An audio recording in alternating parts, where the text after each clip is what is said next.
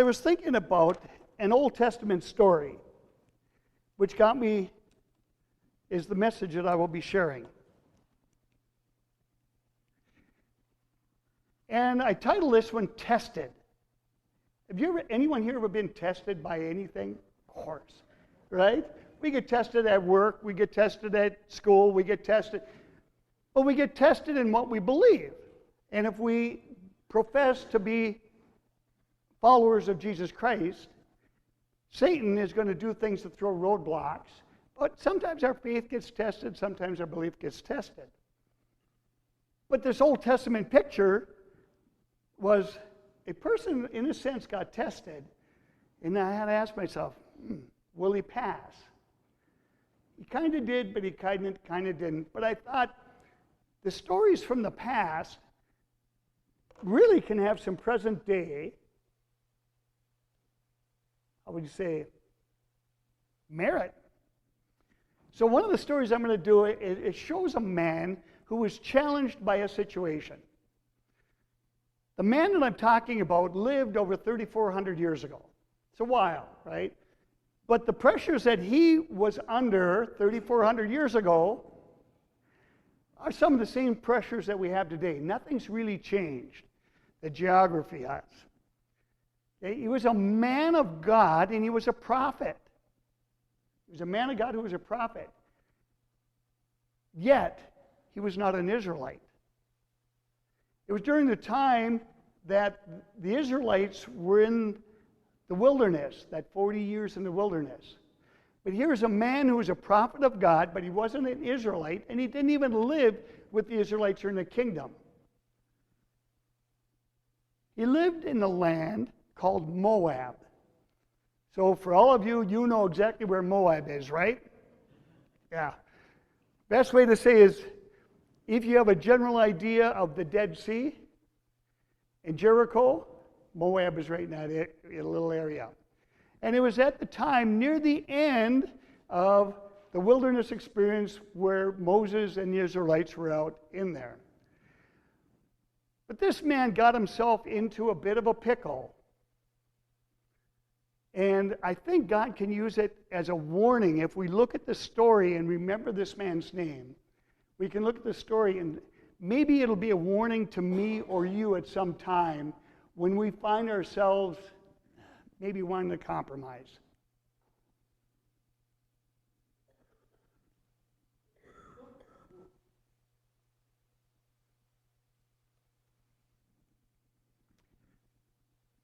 This is a man that was brought up in a Gentile world, but he was a man that spoke to God.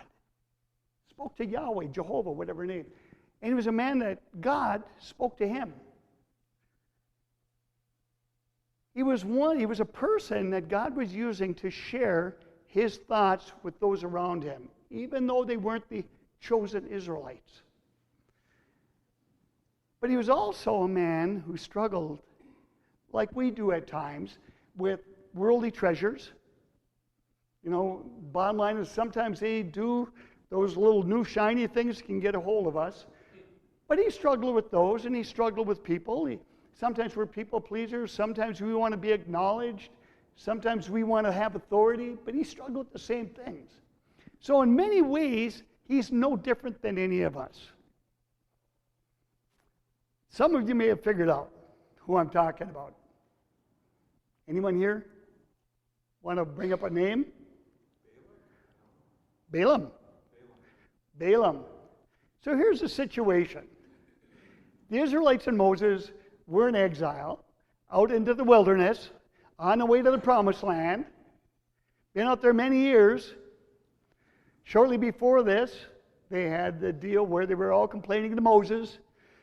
You know, Moses, what are you going to do? This is not right. I'm really upset with Moses and upset with what God was directing Moses. And God said, yeah.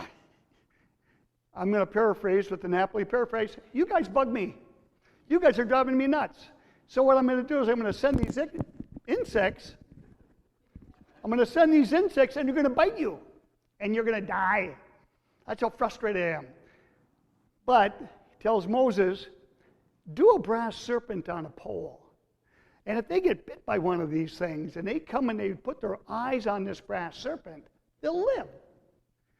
Kind of a cool story, different preaching, or a different message down the road. But it was shortly after that, and they're moving up into that area by Jericho. And let me see if, up to by Jericho, and they're kind of getting ready. So here's the story.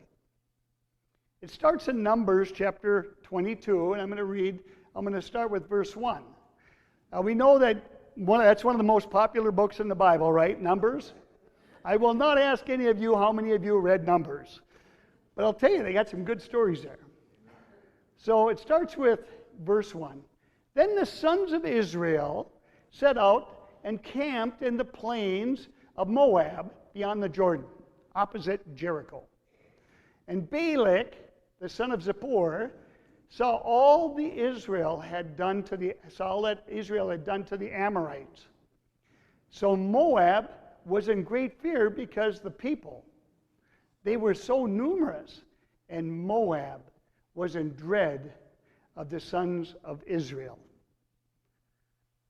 So you can't really see it, but up in the upper right-hand corner, you can kind of see Israelites camp, and they made the little kind of black oval, and that's about where they were. There's Jericho over there, and that whole area of Moab was the kingdom of Moab. There were several kings there. A couple other things to kind of keep in mind is down to the south, there was a kingdom, you see right against the Red Sea. It says Midian. That was another kingdom. And about middle way up to Moab was Edom. So those were the three kingdoms that were kind of involved. And there's the Israelites parked up by Jericho. Now, what they had done, when they said that they heard about how the Israelites destroyed the Amorites when they tried to stop them. So what happened is, before they went into this camp, the Israelites, there's a group of people called the Amorites. The Amorites, Moses went up to the Amorites, the king, and says, hey, is it okay if we pass through your land? Because this was not the promised land. This was not the land that was promised Abraham. But so Moses says, well, we're not going to occupy it. Can we just come through? And the king of the Amorites said, no. And so here's Moses with all these people that has to pass through and saying, no, really, are we just going to pass through on our way to our destination? And the king goes, absolutely not. So then the king gets his armies together, and they're going to come out and they're going to stop the Israelites. Did not bode well for the Amorites. The Israelites went into all their cities and literally destroyed all of the Amorites and the cities. And that is what the king here is thinking. He saw what had happened to the Amorites. He saw what this big group of people would do. And he's like, oh man, we are in trouble. Once again, if you ever want to read about what they did to the Amorites, go to Numbers chapter 21. It's another good story.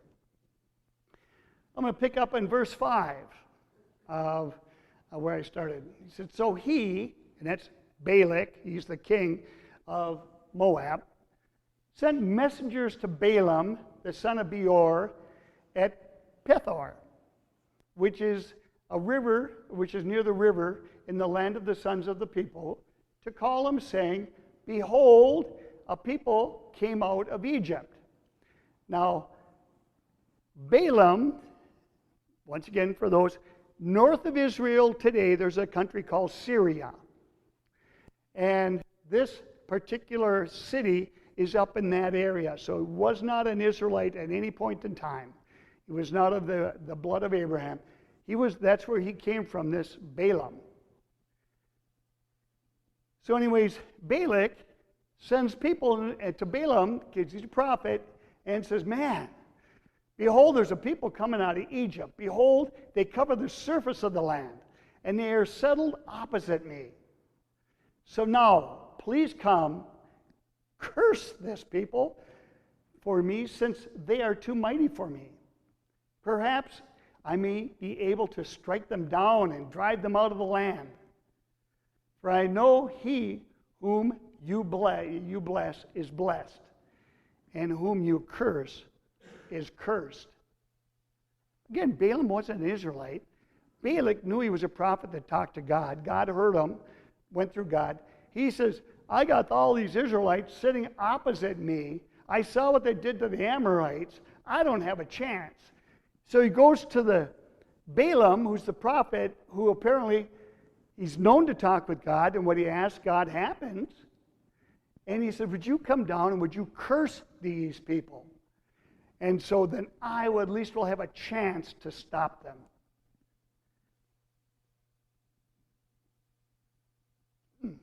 Yeah, interesting. Verse 7. So the elders of Moab and the elders of Midian, you remember those two countries that I showed, they went away with the fees for divination in their hands, meaning they came with all kinds of money. They're going to try to buy him to do this, right? They're going to try to buy him. Because if you look where Balaam lived, he really didn't care, right? He's way north.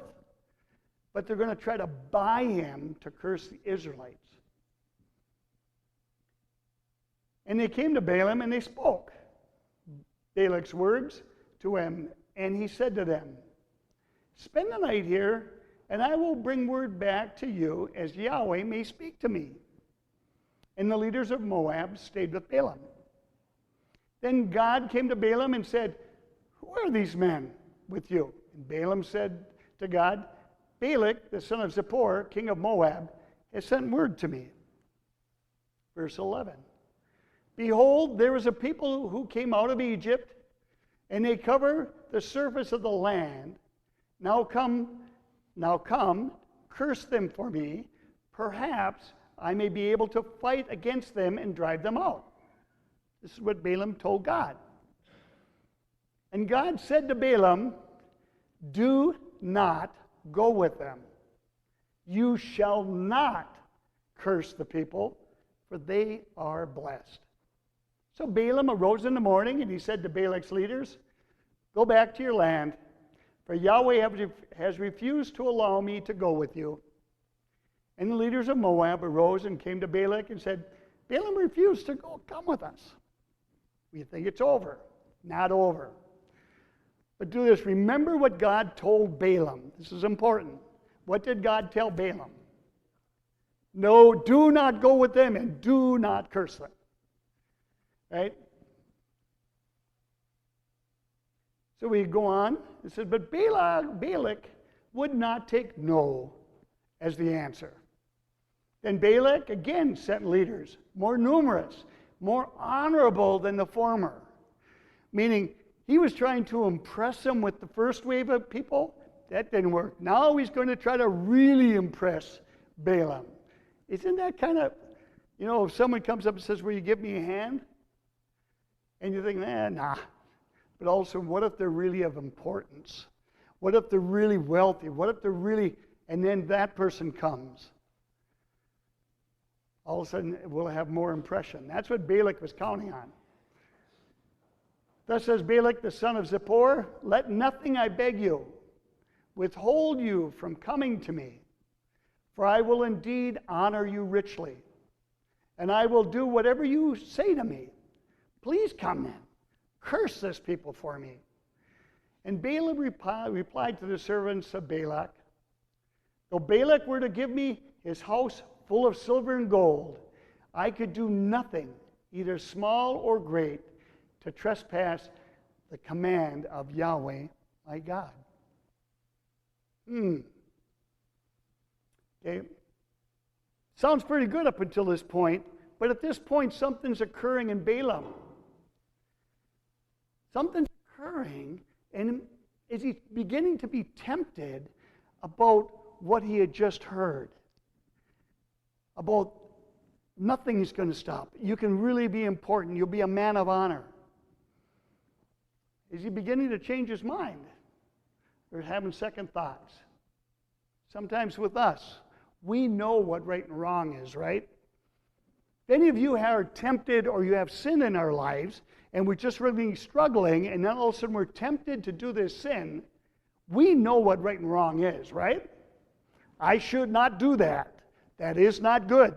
God does not want me to do this. But give it a little bit of time. What goes through our minds? Maybe just this once. It's not that big a deal. And we begin in our own mind to figure out a way how we can get what we want, and at the same time kind of justify it to God. We want, in a sense, we want our cake and we want to eat it too. You can ever figure that thing out, more power to you, but I think you know it. Pick up on verse 19. So now, please, you also stay here tonight, and I will know what else Yahweh will speak to me. And God came to Balaam at night and said to him, if the men have come to call you, rise up and go with them. But only the word which I speak to you shall you do. So Balaam arose in the morning, saddled his donkey, and went with the leaders of Moab. But God was angry because he was going. Because Balaam knew what God wanted. You will not curse the Israelites because God has blessed them. It was black and white. But sometimes how we are with God, well, I know it's black and white, but it's kind of extenuating circumstances. But, and that's what was going, because God told him, you will only tell them what I have told you to tell them. But all of a sudden, so here's Balaam, and I guess my point is, he rides off with them. Why? If God said, do not curse them, you will not do them, why would he even spend time going with them? Nothing's going to change, right? Unless we give it a little bit more time, and unless something else comes up. Maybe God will change his mind.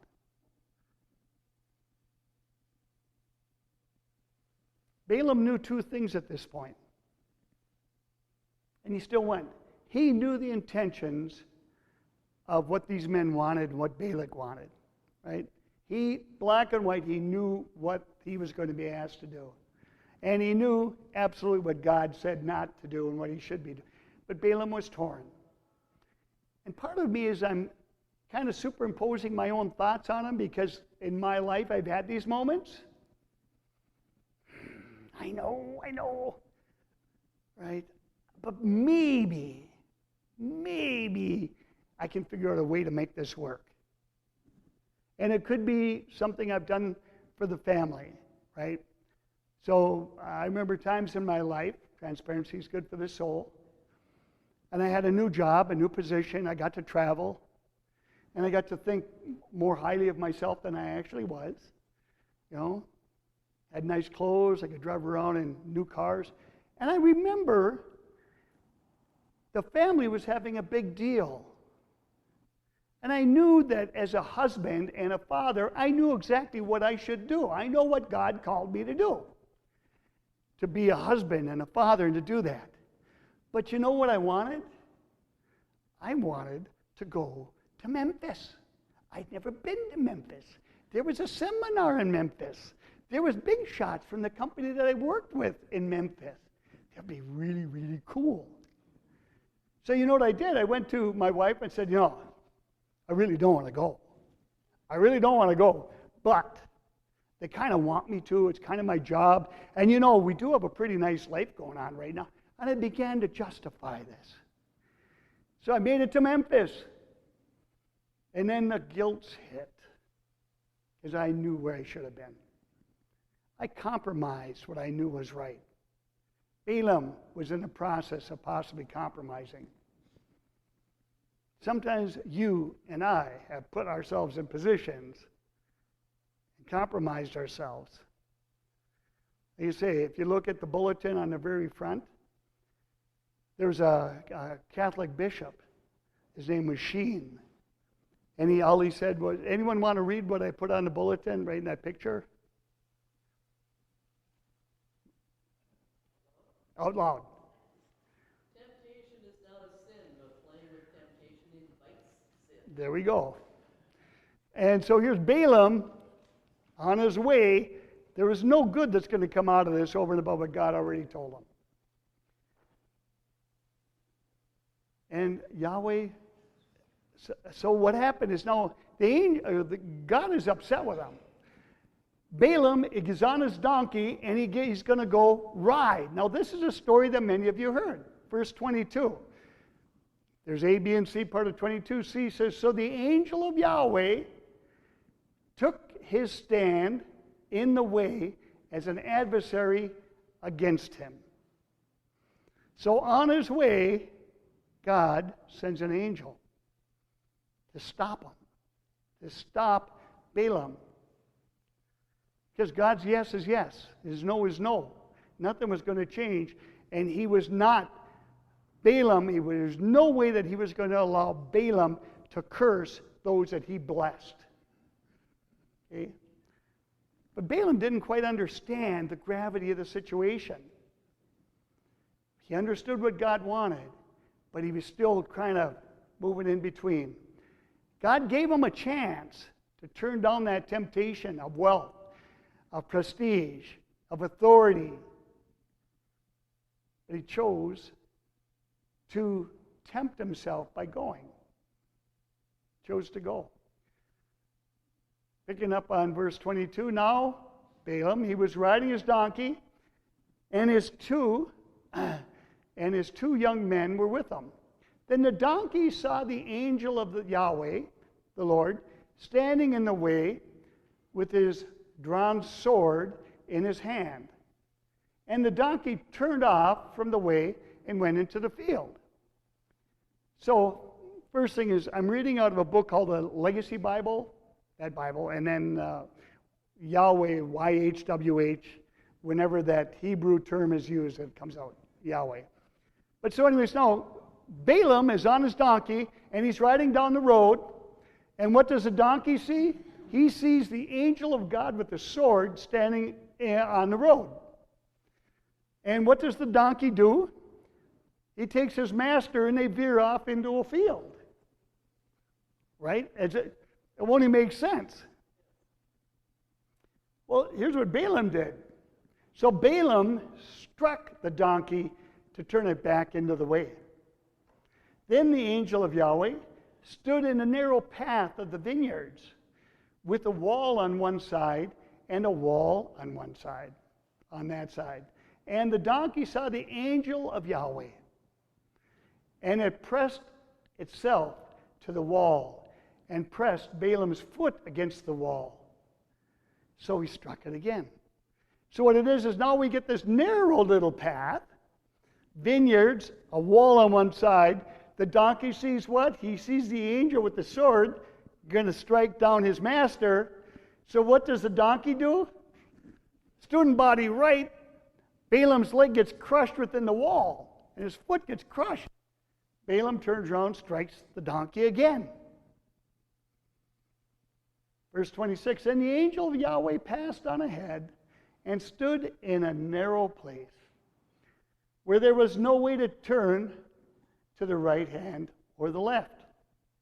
Then the donkey saw the angel of Yahweh and lay down under Balaam. So now the angel goes into a spot and there is nowhere to go. You can't even budget to the left. You can't even budget to the right. The only way through is through this angel. So the donkey lays down right there. So Balaam was angry and he struck the donkey with a stick. And Yahweh opened the mouth of the donkey and it said to Balaam, what have I done to you that you have struck me these 3 times? Then Balaam said to the donkey, because you have made a mockery of me. If there had been a sword in my hand, I would have killed you by now. And the donkey said to Balaam, Am I not your donkey on which you have ridden all your life to this day? Have I ever been accustomed to do so to you? And Balaam said, no. Then Yahweh opened the eyes of Balaam, and he saw the angel of Yahweh standing in the way with his drawn sword in his hand. And he bowed his head down, and he prostrated himself to the ground. And the angel of Yahweh said to him, why have you struck your donkey these 3 times? Behold, I have come out as an adversary because your way was contrary to me. And the donkey saw me and turned aside from me these 3 times. If it had not turned aside from me, I would surely have killed you just now and let it, the donkey, live. And Balaam said to the angel of Yahweh, I have sinned, for I did not know that you were standing in the way against me. So now you think that the end, he finally figured it out. Well, Balaam didn't. There's, of course, 3 different oracles after this. Balak, they brought him up, and he got to see all the Israelites. He got to see all this. But in a nutshell, Balak never did curse the Israelites. Never did curse the Israelites. That's the good news, right? He didn't outright curse them. But Balak found another way to hinder and stop the Israelites. That's recorded in the New Testament. He found another way to neutralize the Israelites. And this is where it can really come home, and we have to be very careful. This is one of the main lessons that you can learn from Balaam. Because what he did, he figured out, he says, God told him not to directly curse him, but apparently Balaam thought, well, I won't curse him, won't bless him, but I'm here and I want to help these leaders. I still want to be on the good side of these leaders. I still want to be held in high esteem. That temptation hit Balaam, and so what Balaam did is he began to teach Balak how to do it by integrating, taking the women. You know, guys are a little brain dead when you have a good-looking woman in front of you. Take the good-looking women of Moab and have them bat their eyes, have them go down to the camp, have them bring him food, have them integrate within the camp. Right? And little by little, the men started doing this. The Israelites with the Moab women. And they began to integrate. And they began to spend time. And bringing these women into the camp, and going into the towns. And before long, they're going into towns and they're going to pagan festivals. These Israelite men. And the whole thing is, so all of a sudden, not only is the pureness of the religion of Yahweh through Moses and the Israelites becoming polluted, but the warriors are becoming, how would you say, impudent. I don't know if that's the right term. They're not, what's that? Miscegenated. There you go.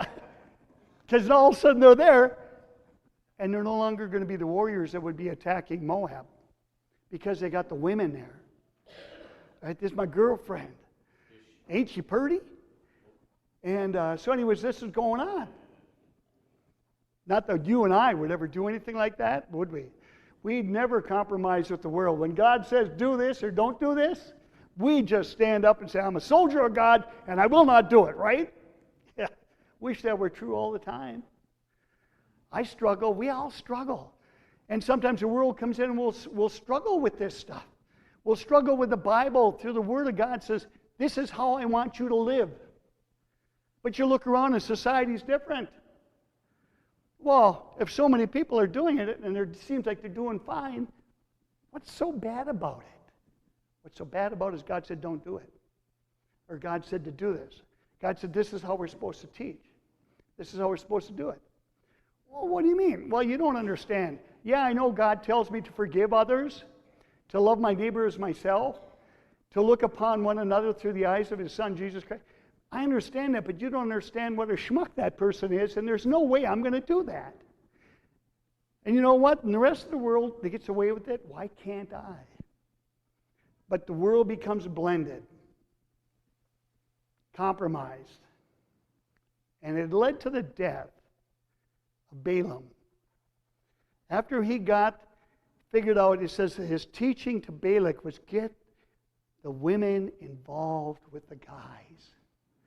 And what had ended up happening, you can go into Numbers and find out. When finally Moses had enough, he took all the men who had copulated with the Moabites and killed them all. Killed them all. And then attacked the Moabites. Numbers chapter 31, verses 1 through 3 says this. Then Yahweh spoke to Moses, saying, take full vengeance for the sons of Israel on the Midianites. Afterward you will gather to your people. And Moses spoke to the people, saying, arm men from among you for the war, that they may go down against Midian to execute Yahweh's vengeance on Midian. Down to verse 8. They killed the kings of Midian, along with the rest of their slain, Evi and Rechem, and Zur and Hur, and Reba, and 5 kings of Midian. And also killed Balaam, the son of Beor, with the sword. Behold, these caused the sons of Israel, through the word of Balaam, to act unfaithfully against Yahweh in the matters of Peor. So the plague was among the congregation of Yahweh. It was an unholy compromise that occurred. And not only we have to worry about, I don't want to be one of those soldiers in Israel that was set aside, being caught up with the beauty of the world that we see as so beautiful. Get caught up and have it steer me away where I can no longer be a soldier of Christ. I don't want to do that. And I sure don't want to be a preacher of anything that would say, well, I guess that's okay. Right? I guess that's okay. The Bible is the authority. Amen? It still goes on to this day. I'm getting near the end here. Revelations chapter 2, verse 14 says this. He's talking to the churches, the 7 churches. And he says this to one of the churches. But I have a few things against you. That you have there some who hold to the teachings of Balaam, who kept teaching Balak to put a stumbling block before the sons of Israel, to eat things sacrificed to idols, to commit sexual immorality. This was the early church. We're human beings. We get caught up in that.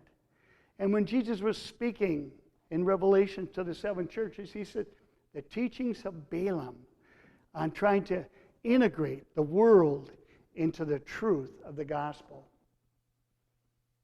The seed of the Spirit that rose up in Balaam, okay, could rise up in you and me. And we got to be prepared to get rid of it. Satan is going to plant those seeds in you and I. He's going to plant those seeds of maybe wealth, maybe something that grabs our eye, maybe a little whatever, authority, whatever. Satan will plant those seeds, but the bottom line is, do you water it? Do I water those seeds? Do I tease it along? Balaam knew what God said, yet he kind of watered it by going back to Balak. And the angel stood in his way. But do I water it? Or do I identify it? Do I weed it? I pluck it out and throw it out because God said no. That's maturity. Temptation's not the sin. But hanging on to temptation because it feels good only will lead you to sin.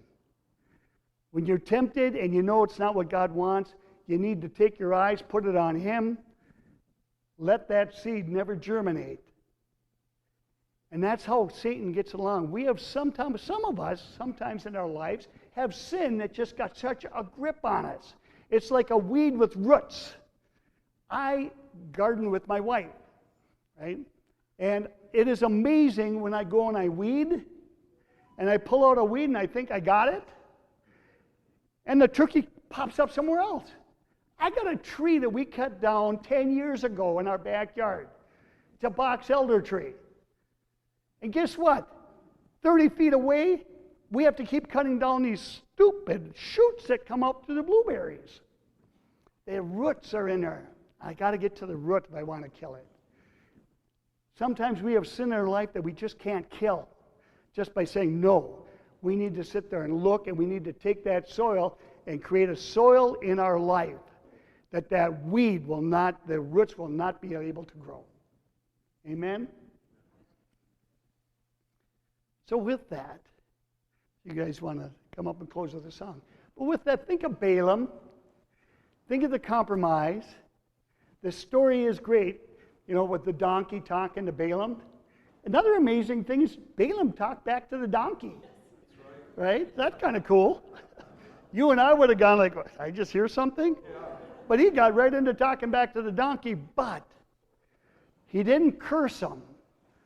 But what he did is he still compromised, figured a way to compromise the chosen people. Satan will figure out a subtle way to compromise you and I. Amen?